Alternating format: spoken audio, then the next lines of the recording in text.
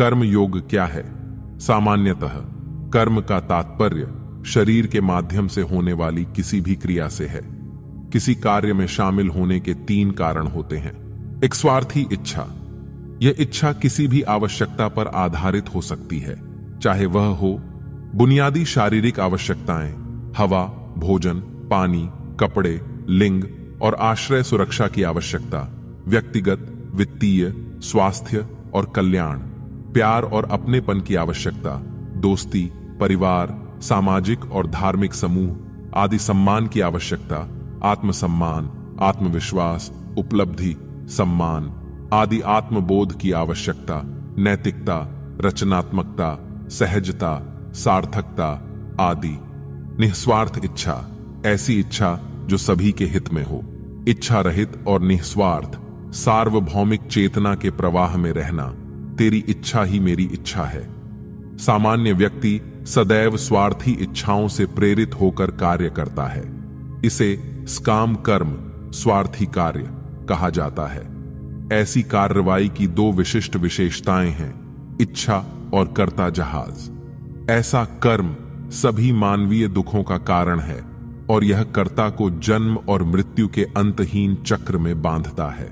हालांकि एक कर्म योगी इच्छा रहित और निस्वार्थ तरीके से काम करता है।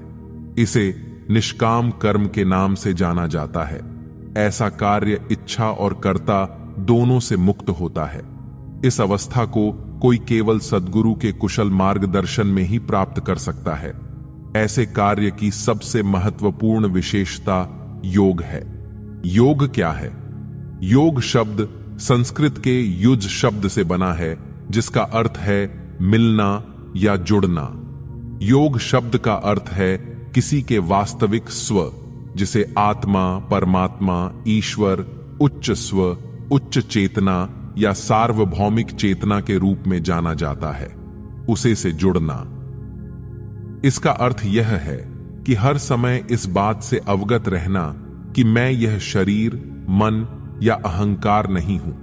मैं वह सत्चित आनंद स्वरूप आत्मा हूं। सत्य का अर्थ है जो स्थायी है और नष्ट नहीं किया जा सकता। चित का अर्थ है चेतना और आनंद का अर्थ है आनंद। अब कर्म योग क्या है? कर्म योग क्रिया की कला है, जहां व्यक्ति बाहरी रूप से भारी कार्य, शारीरिक या मानसिक में लगे रहने के बावजूद लगातार अपने वास्तविक स्वरूप के प्रति जागरूक रहता है। इसका मतलब यह है कि किसी भी समय कोई गलती से कार्य के परिणाम, कर्ता भाव, क्रिया या निष्क्रियता को पहचानने या उससे जुड़ने में गलती नहीं करता है। व्यक्ति अपने वास्तविक स्व अर्थात आत्मा के प्रति दृढ़तापूर्वक जागरूक रहता है। कृपया ध्यान दें कि कर्म योग का महत्व कर्म के बजाय योग में है। कोई कार्य कितना भी अच्छा प्रतीत हो, यदि कर्ता जागरूक नहीं है तो वह कर्म योग नहीं कहा जाएगा। कर्म योग की 4 नियम। कर्म के फल के प्रति अनासक्ति। यह गलत धारणा है कि कर्म योग का अर्थ है बिना किसी उद्देश्य के कर्म करना। बिना लक्ष्य को ध्यान में रखे कोई कार्य नहीं हो सकता। इसके बजाय कर्म योग कहता है उस उद्देश्य से मत जुड़ो, कर्म के फल के प्रति आसक्त मत हो। हमें यह याद रखना चाहिए कि किसी भी कार्य का परिणाम हमारे हाथ में नहीं होता। किसी भी कार्य में ऐसे कई कारक होते हैं जो हमारे नियंत्रण से बाहर होते हैं। परिणाम से कोई भी लगाव केवल दुख का कारण होगा। इसीलिए योजना बनाएं, अपनी क्षमता के अनुसार कार्य करें और परिणाम को ईश्वर के हाथ में छोड़ दें। उदाहरण के लिए, एक किसान खेत जोतता है, बीज बोता है, जमीन को पानी देता है और फसल की देखभाल करता है। समय के साथ फसल कट जाती है और बाजार में बिक जाती है। इससे किसान को अपनी आजीविका यानी पैसा मिलता है। इस क्रिया को कर्म योग कहने के लिए उसे अपने कर्म के फल यानी इस पैसे को अस्वीकार करने की जरूरत नहीं है। इसके बजाय कर्म योग कहता है कि परिणाम से आसक्त मत हो। इसका मतलब है कि किसान को इस बात का मोह नहीं होना चाहिए कि उसे अमुक क्विंटल फसल मिले और उसे अमुक क्विंटल का पैसा मिले। उसे लाभ और हानि दोनों को स्वीकार करने के लिए तैयार रहना चाहिए, अन्यथा यह केवल उसे ही दुख पहुंचाएगा। आइए एक उदाहरण लेते हैं जहां पत्नी सुबह उठती है और पति के लिए चाय बनाती है। उसकी यह धारणा है कि मैंने यह चाय बनाया है। आइए अब कुछ प्रश्नों पर विचार करें।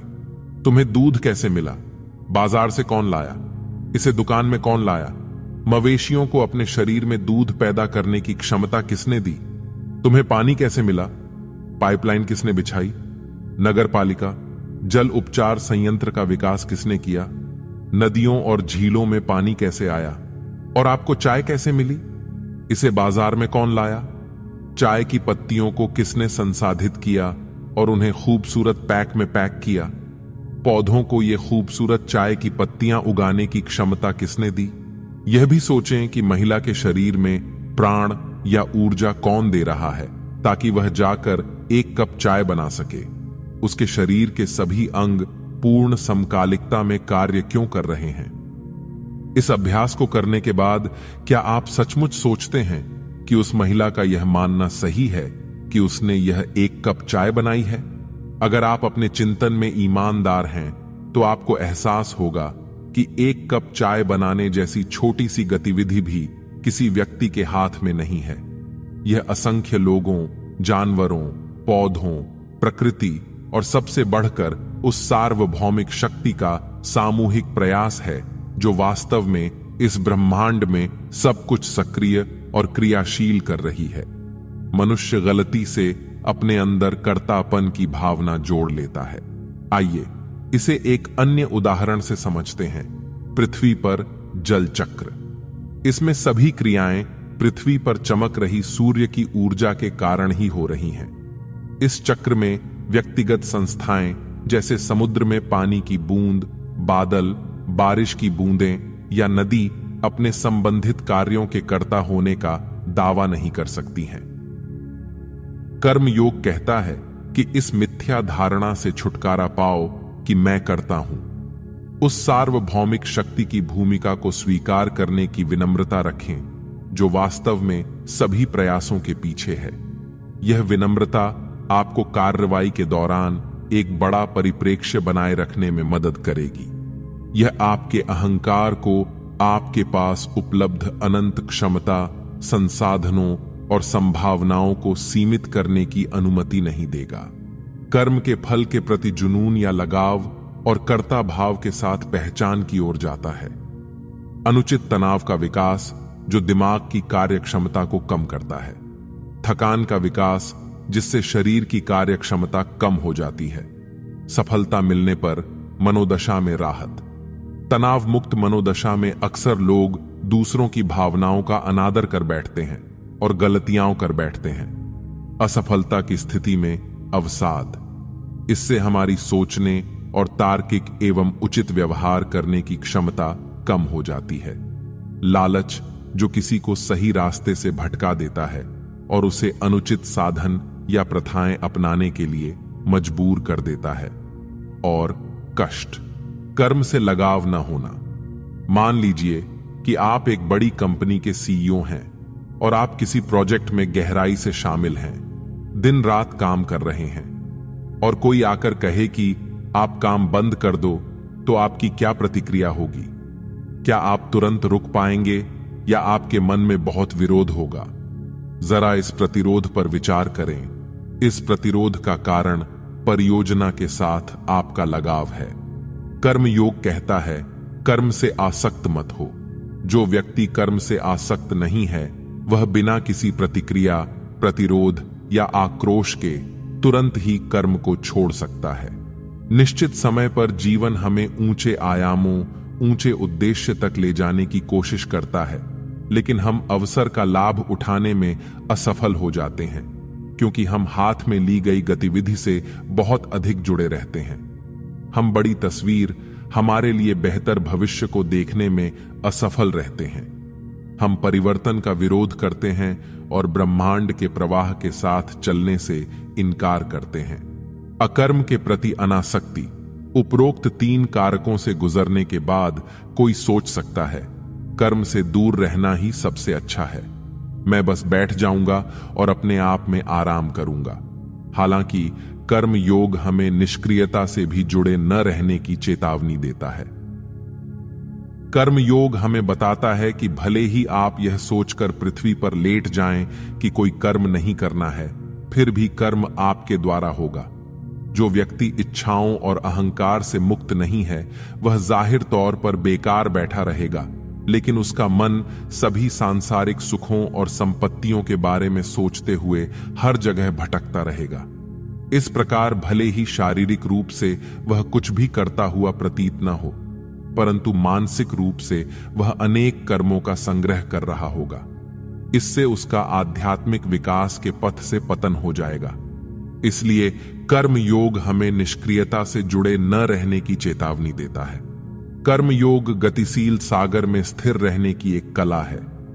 बाह्य रूप से एक कर्म योगी एक सामान्य व्यक्ति की तुलना में कहीं अधिक कार्य करता है, लेकिन अंदर से वह लहरों और लहरों से मुक्त महासागर की तरह शांत और स्थिर होता है।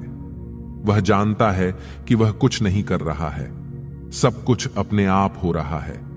हर समय वह अपने वास्तविक स्व आत्मा यानी सार्वभौमिक चेतना में दृढ़ता से स्थापित रहता है। मुझे कैसे पता चलेगा कि मैंने क्रिया में योग प्राप्त कर लिया है? यह जानने के लिए 2 परीक्षण हैं कि क्या किसी ने क्रिया में योग प्राप्त कर लिया है।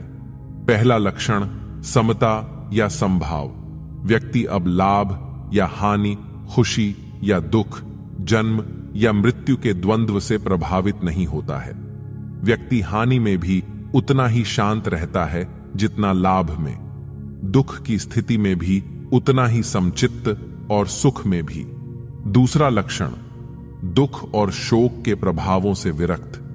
जीवन में भले ही दुख और सुख दोनों ही परिस्थितियां आए, लेकिन व्यक्ति को दुख या शोक छू भी नहीं सकता। यह मन की अवस्था है, शरीर की नहीं। उदाहरण के लिए, जब भगवान राम को बताया गया कि उन्हें कल अयोध्या का राजा बनाया जाएगा, तो उन्होंने चिंता या खुशी में अपना धैर्य नहीं खोया। वह रात भर शांति से सोया। अगले दिन जब माता कैकेयी ने उन्हें 14 वर्ष के लिए राज्य छोड़ने का आदेश दिया, तो उन्होंने कोई शिकायत नहीं की, अपना आपा नहीं खोया या उदास हो गए। उन्होंने कैकेयी के आदेशों को बहुत विनम्रता से स्वीकार किया और राज्य छोड़ने से पहले उनका आशीर्वाद लिया। भगवान राम ने अनुकूल और प्रतिकूल दोनों ही परिस्थितियों में संभव बनाए रखा। यह समता है। अतः वास्तविक कर्म गीता के श्लोक से सुने, एवं बहुविधा यज्ञा वित्तता ब्रह्मणो मुख्य कर्म जान विद्धि तान सर्वानेवम ज्ञात्वा विमोक्ष्यसे। इस प्रकार बहुत से यज्ञ जैसे श्वास का प्रश्वास में हवन, प्रश्वास का श्वास में हवन, श्वास प्रश्वास का निरोध कर प्राणायाम के परायण होना इत्यादि यज्ञ जिस आचरण से पूर्ण होता है, उस आचरण का नाम कर्म है। कर्म माने आराधना, कर्म माने चिंतन, योग साधना पद्धति का नाम यज्ञ है। कण कण में व्याप्त ब्रह्म ही सत्य है। उसे विदित करने के अतिरिक्त मुक्ति का कोई अन्य उपाय नहीं है। भगवान श्री राम कहते हैं, एक परमात्मा के भजन के बिना जो कल्याण चाहता है वह मूढ़ है। सर्वाणी इंद्रिय कर्माणि प्राण कर्माणि चापरे आत्म संयम योगाग्नो जुह्वति ज्ञान दीपिते। संपूर्ण इंद्रियों के व्यापार को, मन की चेष्टाओं को ज्ञान से प्रकाशित हुई आत्मा में संयम रूपी योगाग्नि में हवन करते हैं। अतः सभी कर्मों को ईश्वर पे आश्रित होकर लोक कल्याण के निमित्त करें, दुख सुख में सम रहें। यही कर्म योग है। सभी को धन्यवाद। ओम शांति विश्वम।